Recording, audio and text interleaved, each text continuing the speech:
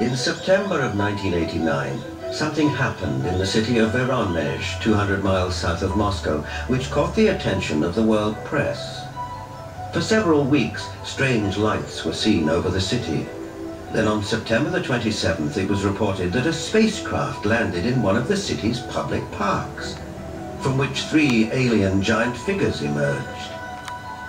Nothing remotely like this had happened in Voronezh before. Before coming to America in 1990, Ukrainian journalist Paul Stonehill covered the Voronezh story for the international press.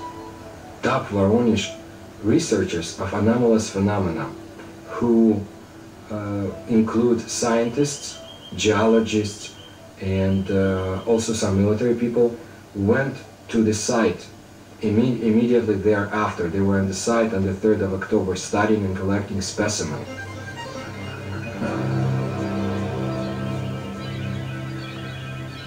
The encounter became a media sensation on national television and in the international press. Не было, ну уже хотя бы потому, что не было до сих пор в Воронеже событий подобных тем, а... Drawings of the landings by children who were there capture the event vividly. It attracted the attention of the media around the world because it was effectively endorsed by TASS, the Soviet news agency, who up until that time had certainly not given any credence at all to this kind of story. They had the chance to talk to many eyewitnesses, adults as well as kids, policemen, school teachers, students, scientists who had witnessed similar or even differently shaped UFOs. The underlying theme was that giant-like beings exited from strange-looking craft, did some research throughout Voronezh, and were able to get back to their craft and fly away. For once we had a genuine large number of people all correlating with one another, describing the appearance of these giants. So it was not a case of you simply believe a witness or you don't. Here you couldn't fail to believe them because there were so many of them talking in concert. I was standing not far from the main road of the South Park, and I saw this flying object at an approximate height 250 meters. It stayed at the same height and did not move horizontally.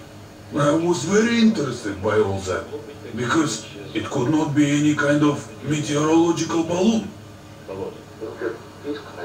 There was a squeaking sound. Perhaps some drilling tool was operating, like it was boring a hole in the ground. The creatures started coming out. They did not look too much like humans. They were much taller than humans.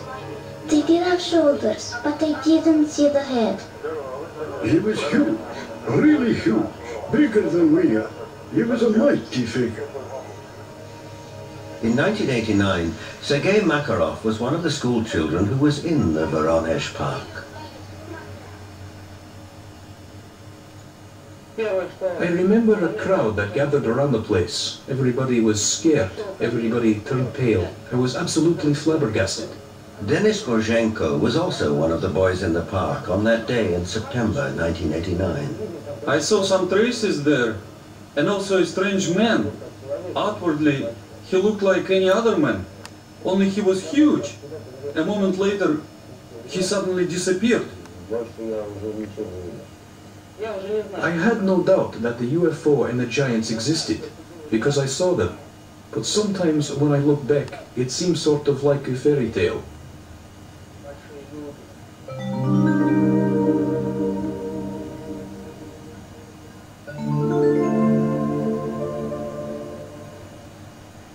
What we're seeing today is very much what we have seen all throughout history. It's nothing new.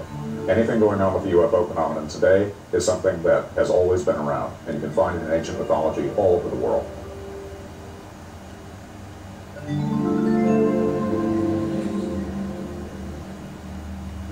We have the legends, and of course, in some cases, we have cave paintings of giant-looking beings and even footsteps. I would think something was in the past, And this something was much bigger than our normal earthlings.